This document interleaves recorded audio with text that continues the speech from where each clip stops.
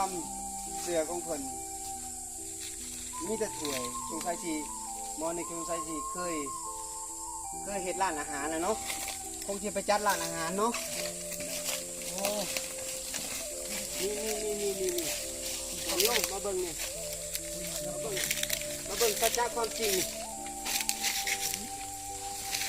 นี่ญาติโยมเพิ่นชนเผ่าเราเทิงนี่เคยบะหัวงัวหัวควายว่าผีสิกินได้ผีนี่กินบ่ได้มีแต่หมดกินเด้อญาติโยมเด้อนี่หัวกะโหลกของควายเนาะ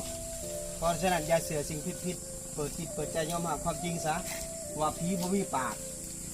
ผีเปรตนี่อาศัยส่วนบุญบ่ได้ใส่ของหยาบเนาะ